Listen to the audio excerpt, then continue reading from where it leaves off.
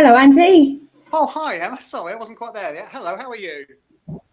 I am good, thank you. How are you? I'm pretty good. A bit sniffly tonight, but that's just as I'm getting older, I get a bit of a cold sometimes. So but I'm feeling Okay, good. I'm quite glad there's a couple of screens between us.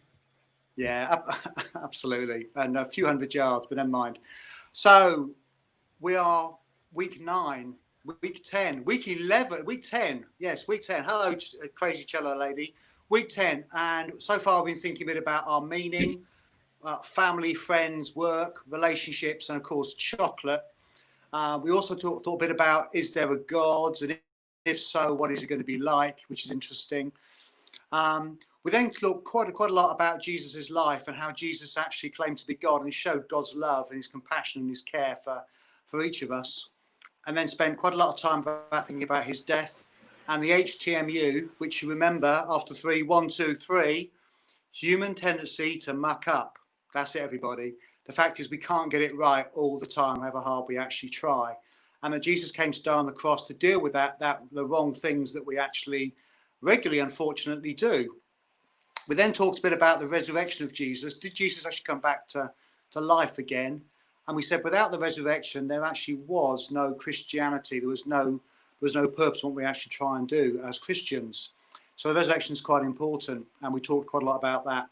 And then last week, we talked a bit about not being alone. The fact is that Jesus went and then sent the Holy Spirit, which is God living in the world and particularly living in us, if we follow him. So I think that's about up to date so far. But there's a question, Emma. You may have forgotten, but you promised you'd show us how much egg was going to be left this week. I Have you got did any say left? that. Yeah, I'm just going to go and get the egg. Go on then. It's the other side of my kitchen. I'll be right back. Okay, you can do that. You can do that. So I don't know how much egg she's eaten, folks. I really don't. This is completely unplanned. I forgot to mention it to her in advance. I was going to say this. Hopefully she can find it. I imagine it's got pride of place. Here we go then. How much you got left, Em? So regular viewers will know that I am a member of Slimming World. And so I broke my egg into and weighed the separate parts and broke it into 5 sin pieces and 10 sin pieces. So this is 10 sins of chocolate egg, yum. And this is 5 sins, not quite so much. So I've got probably about half an egg left. I've been quite restrained. Can I say you are incredible, because forget the fact I also on Slimming World, that would have gone within a couple of days and I would have just not eaten anything else or lied probably. Because the beauty even of doing Slimming World online is you can say what you like, can't you, about your weight? So not I'm dishonest, you understand. Oh, well, but the thing is, Andy, you've got to keep paying until you hit your target. So yeah, good point. Good point. Yeah. So what was our survey this weekend? Do you remember? Survey was, do you pray? Do you pray? Very simple question this week.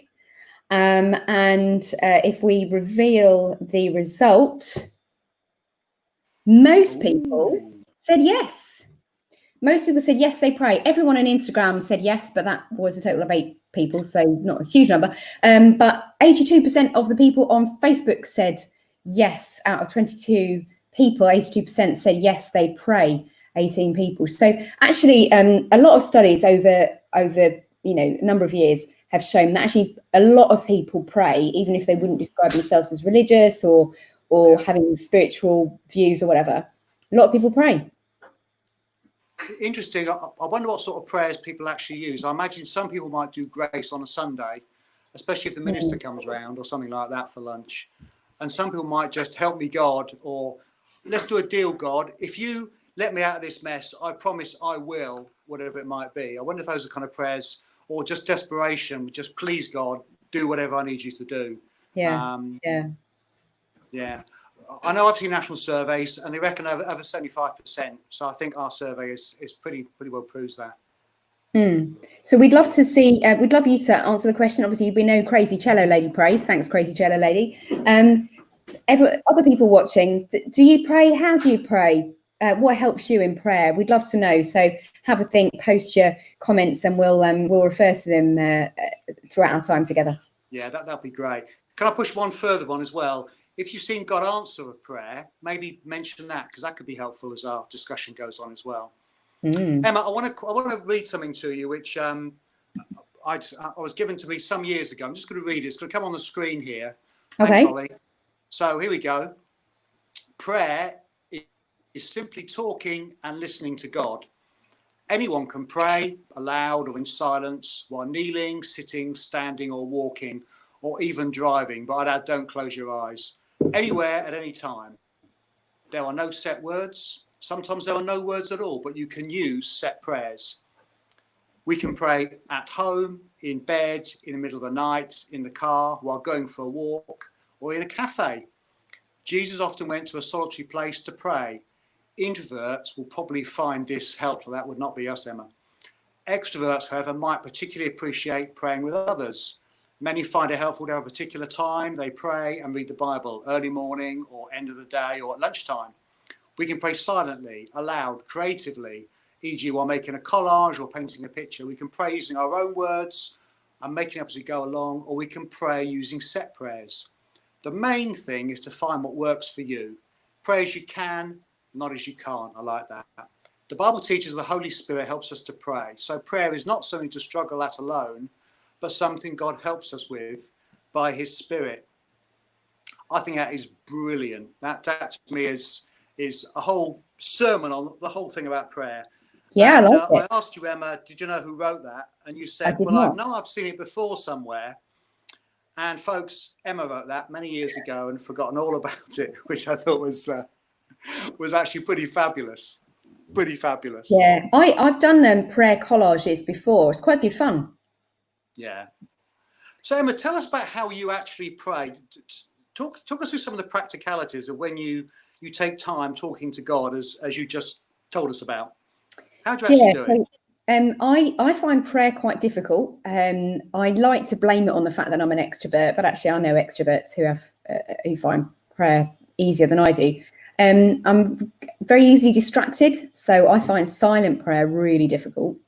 I've done creative prayer before, so I talked about making a collage where I cut out loads of pictures from magazines, and I took a verse from the Bible. We're going to talk about the Bible next week, but I took a verse from the Bible and kind of put pictures, sort of stuck pictures around to kind of try and illustrate it. And that was sort of a way of reflecting and praying, contemplative prayer, if you like, creative prayer. But more usually, my usual pattern of prayer is I follow the Northumbria community, and they post regular Celtic daily prayers online. So I take my phone and I look up the prayer of the day and I pray through that, and that helps me because it's easier to focus because someone else is telling me what words to pray. How about you, Andy? How do you pray?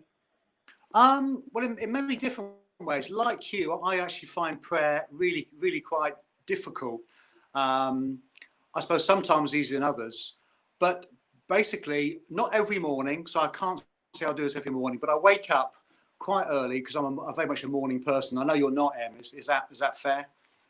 No, exactly. Fair. I'm not a morning wake up person. quite early. I won't tell you what time, but it's before 7, but it's after 6. So something like that. And I actually write prayers in a journal that I've got. No, I can't show it. It's over there somewhere. And I tend to write what's happened the day before and then write down what's happening today, almost as a way of putting it before God as a kind of prayer thing. I might read a bit from the Bible then. I also have prayer lists I go through with different people. So, Emma, you get prayed for on day 3, as your other half, and on day 6, basically. You get prayed for twice a week, whether you like it or not. I know. I then actually, that maybe lasts a quarter of an hour. I then go for half an hour walk.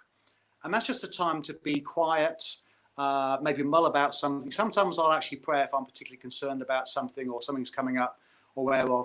But basically just a time of being quiet. With my wife, we do something called Lectio 365, which is a prayer 24/7 resource, which is an organisation out there that tries to help prayer. And that takes us through about 10 minutes together in the morning over a cup of tea. And let me just tell you the little format. They do something what's called pause, just being still. Then we talk about rejoicing, read a bit from the Psalms maybe or something like that, and then reflect on a bit of the Bible with them. Then we ask God for stuff, and then we might actually yield our life to God as well. So something we've learned maybe from the Bible, and they take you through that, and I found that very, very helpful. That sounds good. That sounds great. Yeah. A couple more things, just different things we do. I pray with Ruth, my wife, most days. Now, she, as we discovered last week, is the most spiritual one in the family. She is still sitting here, so listening to what was the cricket earlier. But sometimes I pray with friends and sometimes meet with people, not at the moment, but in the church prayer room to pray with people there as well. So different varied ways of doing it, but I struggle. And again, I find it much easier to pray with other people. And I'll tell you one of my stories about prayer in a couple of minutes. Okay. Yeah. Do you want to say anything about prayer stories, or shall I kick off with a few prayer stories? How do you want to play this? Why don't you tell us a bit more about your prayer stories? Okay. I don't know about you, but 3:30 in the morning can be a particularly difficult time for me. As I'm getting older, I have to get out of bed a couple of times a night. I just leave it like that. That's probably too much information, isn't it? For before the watershed. And that's good. Wish I planned to say that, but anyway. Keep talking, Andy. Keep talking. I will. But sometimes when you know where to go, when my wife is asleep and I really want to wake her up, and I'm worried about something, whether it's money, work, future, kids, whatever it might be, other people. Being able to give that to God can be really, really reassuring. And sometimes I can give stuff to God, then go back to sleep again. I'm also recently been part of an online prayer meeting with another church. Am I allowed to say that on Leigh Baptist Church thing? Well, it's actually an Anglican church. We're live, Andy, so no one can stop you. Yeah, too late. And I think it's on Instagram, and we do this prayer stuff. People pray for each other and things as well. And sometimes people actually have maybe insights. And there was one we had a couple of weeks ago, and there's a chat a lot going on here, and people actually can send prayers for each other if they want on this chat line. And somebody sent one to myself and Ruth, which was exactly our family situation, almost like God has shown the person what to pray for, which amazed us basically, which was good. Can I tell you about some of the more incredible things I've seen happen through prayer as well? We've actually seen God heal a few people when we've actually prayed for them. Now, don't get me wrong. This is quite a rare experience. It's not something that happens every week, believe me. Let me give you a couple of examples. To cut a long story short, my brother had a piece of skin taken off his leg to heal the sole of his foot. He had a very difficult crash. I won't go into that. And being my brother, he got it completely sunburned, and it was absolutely agony. He couldn't actually touch it. And I said to him, can we pray for you? He said, yes, please pray for my sunburn. And we prayed for it. And I just felt one of those moments of inspiration, those mad moments, and I slapped it, the sunburn, and the pain had completely gone. So I know for a fact that actually happened because he couldn't let me touch it beforehand. Another friend of mine who had, I'm not sure if it's a broken thumb or dislocated thumb, but we were staying away somewhere. A couple of us were there. Somebody who wasn't actually somebody who followed Jesus, not a Christian. And this guy said, can you pray for my thumb? Because I'm not sure I can sleep with the pain. So I said, okay, I will, but I can't guarantee this is going to work. And for the next 10 minutes, I gave him the 11 reasons, which I thought of at the time, about why God may not heal his thumb.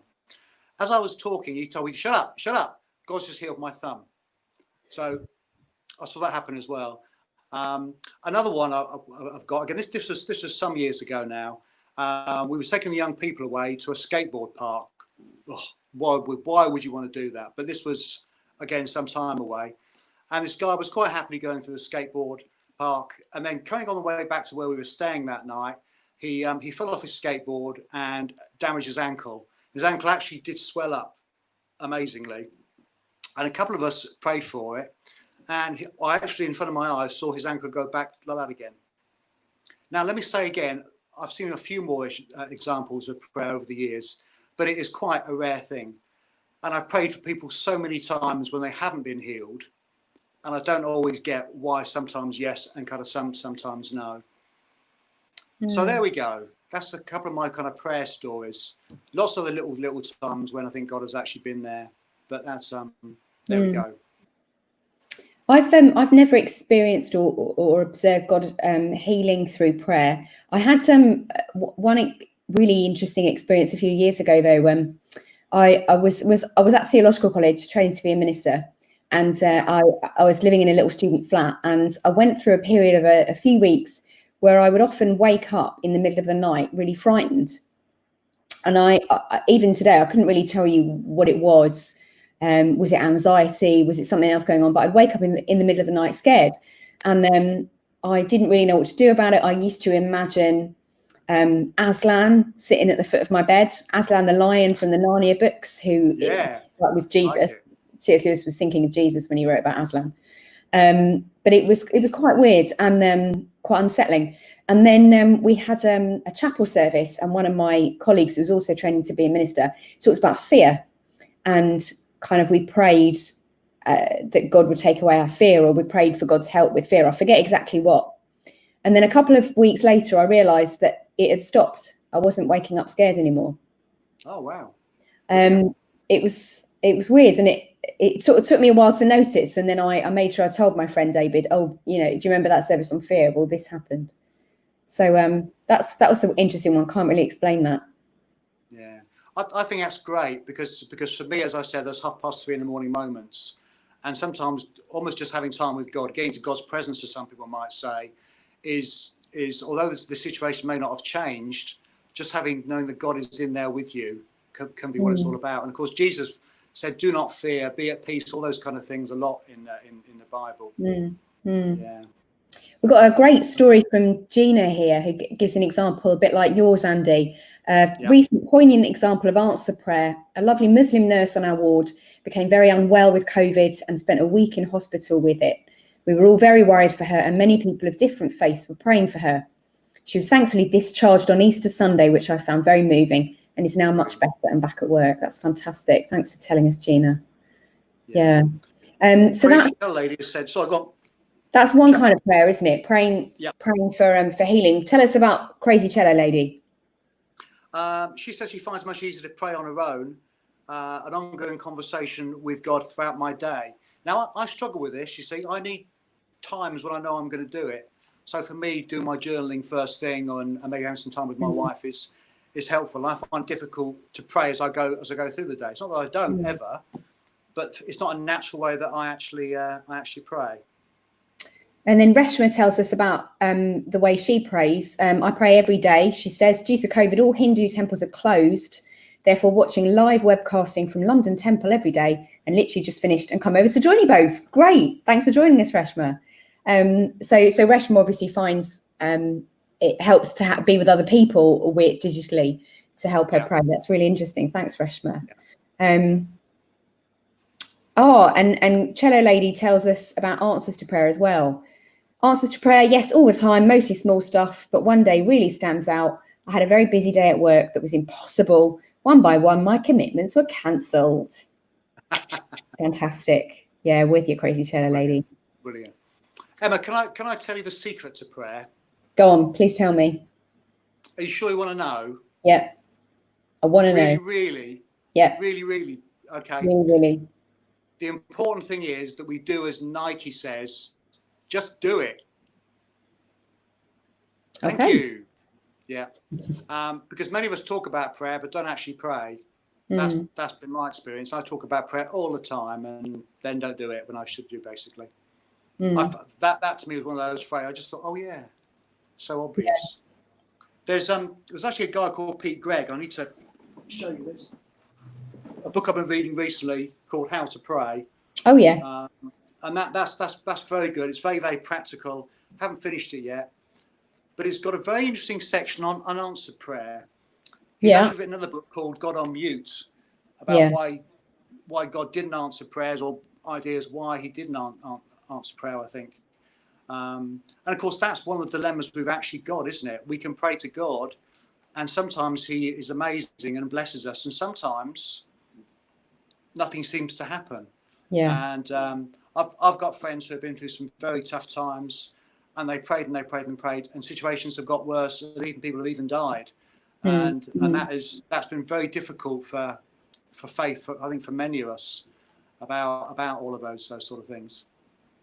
It's one of my biggest issues in my prayer life, really. And you and I have kind of friendly arguments about this, don't we, Andy? Yeah, I'm glad we do. Yeah. I've not experienced what you have, seeing people being healed through prayer, and I've experienced a lot of unanswered prayer in my life, both for other people and for myself. And I guess it comes down to what you think happens when you pray, but also what you think prayer is about. So we've already talked about prayer in a number of different ways, haven't we? We've talked about praying for things and things happening that are miraculous, but we've also talked about being with God. One really interesting experience I had of prayer was this was quite a few years ago when I did some Ignatian meditation. Now that sounds very posh, doesn't it, Andy? Sounds very impressive. It does. It's actually really someone called Ignatius by any chance? Indeed. It's really, really simple, though. It's really, really simple. It's just imagining yourself into the Bible. That's literally all it is. Oh, right. So, and I was thinking about St. Paul on the road to Damascus. It's quite a famous story. A lot of people listening might well know it, where Paul is not a Christian. He's not a follower of Jesus. He's actually on his way to arrest Christians. And then Jesus appears to him and he kind of falls down on the floor and he's struck blind. And Jesus asks him, "Why are you persecuting me?" And so he just asks him a question, but then obviously Paul has seen Jesus and immediately realizes, actually, he's got to take this guy seriously, and he's blind. And so he has to be led, like people take him by the hand and lead him into Damascus. That's where he's on the way to. And he stays in this guy's house for 3 days. He's blind. And then God sends someone to come and pray for him. And it says scales fall from his eyes, whatever the Bible means by that, we're not quite sure. And he can see again. So it's an amazing story. And I did an Ignatian meditation where I was imagining that I was Paul and imagining, being on the road and imagining seeing the bright light and hearing Jesus ask, "Why are you persecuting me?" And I imagined what it might be like to be blind and to be led, blind, not knowing where I'm going, and then lying on that bed.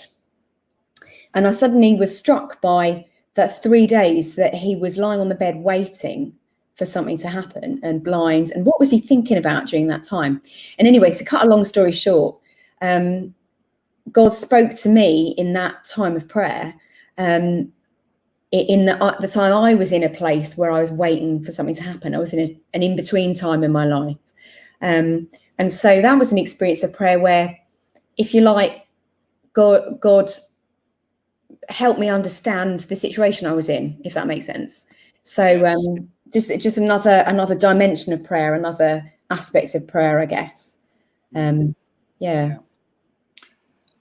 I was thinking today about did God always answer Jesus's prayers? And something I was reading, and of course Jesus actually said in the Garden of Gethsemane, "Please, I don't want to die. Please, can you take this away from me?" But then actually said at the end of it, "But not my will, but your will be done." So in other words, but God didn't actually answer that prayer. God didn't take away. Jesus still had to go through and actually had to die. So he was almost accepting whatever was going to happen to him, obviously with God's strength. And that was very helpful to me to think about just some of those difficult things when God doesn't seem to be answering and having to trust God. And to me, then brings you back to actually, what does it actually mean to follow God, to say you're a Jesus follower? And for me, it's all about, do you know what, God? I do believe you do good things and you do bless me. But sometimes maybe things aren't going to be as I want. And there's no easy answer. There's not, "Oh, you'll understand the fullness of time," kind of. That doesn't help me. But actually to say that I'm trying to trust God through that. Please help me, God, because I haven't got all the answers. I wish you would do this, and for some reason you're not. And I'm never going to understand why that is, at least not this side of eternity, I suppose you want to use an old-fashioned phrase. It doesn't make it any easier. But I think, as you said, that sometimes God comes and bees with us in those situations to help us to go through them, rather than changing them. Otherwise, the world would actually be as Andy wanted it, rather than, or as Emma wanted it. That'd be far better than my world, I imagine. But we can debate that, can't we? Basically. Yeah, it is a tricky one. It is a very tricky one, and I mean sometimes. It's not just that the world isn't how Emma wants it or how Andy wants it. The world is pretty awful at times. I mean, some of the stuff that's happening, I mean, there's so many examples we could give. And, you know, I was just reading online the other day about I don't know how to pronounce the word, but Uyghurs in China, this ethnic group in China who are mostly Muslim, who are suffering terrible persecution, awful persecution. And, you know, in our part of the world, just the effects of COVID, there's so much messed up stuff. And some of us do pray, and God doesn't seem to change it. And that's a really tough one. And sometimes people say, and it sounds terribly spiritual, doesn't it? Sometimes people say everything happens for a reason. But no, I don't go with that one. Yeah. I mean, let's be honest. Sometimes you can see, oh, because of that's happened. You can see a chain of why things have happened. But some of the things, and without going into lots of examples, that happened in my life, in my family's life, you think, no, that is just difficult. It just has been awful. And God help us to get through this, because we can't see an answer. We can't see a reason why this has happened or this hasn't happened, and so on as well. You know, it is very difficult. And we've got friends actually. Again, I won't give names, that's not appropriate, but because of a difficult situation in their life, they actually gave up on God. And we could kind of understand what was going on, not really understanding all the kind of issues. But sometimes that does affect people, I think, in that way, and let's be real about it. But to me, better with God than without God. That's how I tend to view it. And that may seem a bit of a platitude, but to go through life without God, now I know I've known him, I can't imagine. I think I'd agree with you on that one. I mean, what helps me a lot, you know, we talked about the cross a few weeks ago, and I often come back to theologian called Moltmann, who lived through the Second World War. He was actually a British prisoner of war, because he was German, and he was taken prisoner and was a prisoner of war in the UK. But he witnessed the bombing of Dresden, so he saw, you know, the terrible things that happened in the war, and, you know, the Holocaust, appalling. You know, there are no words to say how awful that was. And so he kind of was really struck by that. And after the war, he became a theologian. He actually became a Christian as a prisoner of war, and he studied theology, and he looked into this, and he reflected on Christ on the cross. And he said, when Christ died on the cross, God himself learned what it was to suffer and even to die.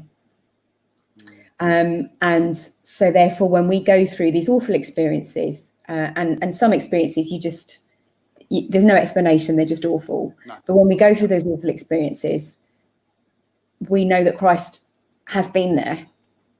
And so I guess one aspect of prayer is being with God, being with Christ. And maybe sometimes we feel like we are on that cross, or we're sitting at the foot of the cross watching someone else suffer on their cross. And maybe God can keep us company in prayer. It's often, I think, more difficult seeing those you love suffering and going through tough times than sometimes yourself, although much you might not enjoy those sort of things. Seeing someone I love in pain, whatever that pain looks like for them, can be very difficult if I can do nothing about it. So sometimes all I can do is therefore just even if our circumstances don't change, God can still equip us to get through stuff, sending his peace and strength and other people to support us. Yeah, absolutely. Thanks, Crazy Cello. The people thing, I was going to mention that, because of course Jesus in the Garden of Gethsemane took 3 of his friends to pray with him. In fact, they went to sleep and had a bit of a kip. It's another story, but even Jesus needed people around him at the time to help him to actually relate to God. And I think some of us who go through tough times in prayer, it's important we actually involve others. I'm not talking about the whole world, and people we can trust and will love and will be straight with us. The same way that maybe me and you are straight with each other on occasion, which is not always easy. But having that kind of support with somebody who can not necessarily have complete empathy, but can at least care, I think is so important. So we noticed, Gordon, you posted that your wife's just been told she has cancer. I mean, I can't imagine how difficult that must be for you. And you know, we'll be thinking of you. Andy and I will pray for you and for her. And I believe sometimes human beings are the answers to our prayers.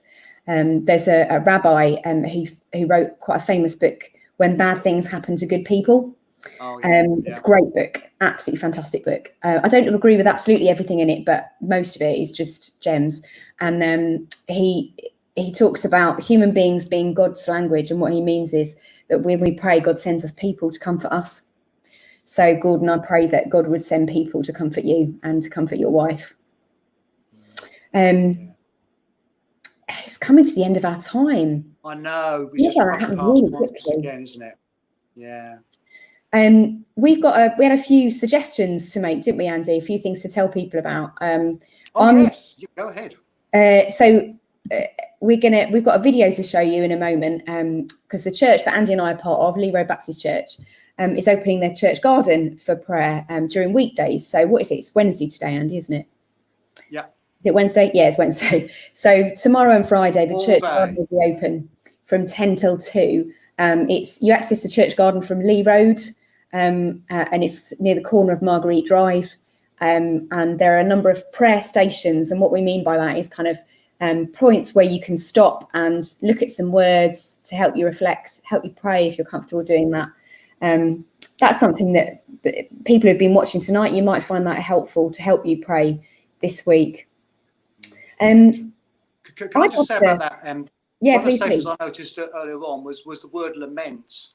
Yeah. Because often people think, oh, Christians are happy, clappy kind of blah blah blah sort of people, and obviously we like to laugh and everything else, but actually lamenting at the moment for many people is what they're going through, just being very sorry and getting very sad about it, and that's an emotion I think which God has given us to help us to actually grieve and to go through some of these very, very difficult times. And can I say, you've helped me over the years as well understand that word a little bit and talked about it. And I hadn't really heard the concept until you talked about it, I don't know, 2 or 3 years ago, I think, for the first time. So thank you for that. Yeah. Oh, you're welcome. Yeah, I'd known it, but I hadn't really known it, if you know what I mean. Yeah. Well, I've got a prayer for us to finish, if that's okay. And Andy and I being very different, we're praying differently. So Andy prayed last week using his own words, and I'm going to use someone else's words because they're wiser than me. And I'm gonna pray from the Northumbria community, which is what helps me pray. And this is a Compline, and Compline is another one of those fancy words that just means night prayer. And it's just after 9 o'clock, so it feels appropriate. And so I'm going to read these words, and if you find it helpful, just Google Northumbria community night prayer, and you'll find a number of prayers that you can use if you find them helpful. So should we pray together, Andy? Thank you. Yeah. Calm me, O Lord, as you stilled the storm. Still me, O Lord, keep me from harm. Let all the tumults within me cease. Enfold me, Lord, in your peace. Father, bless the work that is done and the work that is to be. Father, bless the servant that I am and the servant that I will be. Thou Lord and God of power, shield and sustain me this night.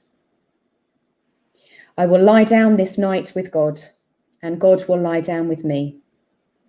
I will lie down this night with Christ, and Christ will lie down with me. I will lie down this night with the Spirit, and the Spirit will lie down with me.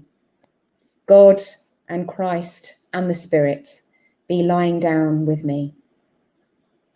The peace of God be over me to shelter me, under me to uphold me, about me to protect me, behind me to direct me, ever with me to save me.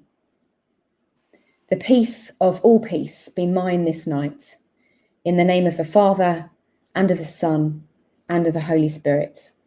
Amen. Amen. There was one more comment, maybe worth putting on the screen, that Susan's made there, which is interesting. Thank you. My prayers are answered every day, being able to enjoy nature's wonders, flowers, animals, being with someone I truly care for. That's great. That's great. So, next weekend. Next week is our last Life and Soul at home. It is. It is. Don't get too excited. It's going to be it's going to be weird. But we have to stop sometime. All good things must come to an end and all that. We're going to be talking about the Bible next week. It's a big book. So I guess, Andy, you and I are going to be sharing some thoughts about how to get into it, how we read the Bible, maybe explaining a bit about what the Bible is and why we might read it. We've got a bit of a questionnaire as well for you all, because we'd love to know how you found Life and Soul and what you might want to do to carry on, if anything. And so there's a survey monkey that we've created. So if you go to this web address, which is on the screen, you can find the survey to give us some feedback and let us know what you've liked about Life and Soul, what you might want to do to follow up. And we'd love to hear that. Yeah. And I'm right in saying that if folks can do that before next Wednesday, we can have a conversation beforehand about what people have said. And then if we're going to do anything follow up, then we can explain what our thoughts are. Hasn't got to be fixed in stone, of course, but that'd be good to do, wouldn't it? Yeah. It'd be great if you could give us your feedback before next week. Something else that you might want to think about, the church, as well as opening the church garden, we've got this new scheme, Pray for Leigh. And so you can actually go on our church website and put in a prayer request. Maybe you have a business in Leigh, maybe you work in the local area, you've got something that you want us to pray for, maybe something in your family or among your friends. We'd love to hear what it is that you'd like us to pray for. So it's lrbc.org.uk/pray for Leigh. Check it out and you'll find it on our Facebook page as well. So I think it's now just time for us to say goodbye and then show the video. Great. See you next week, Andy. Bye, folks. Bye, Em.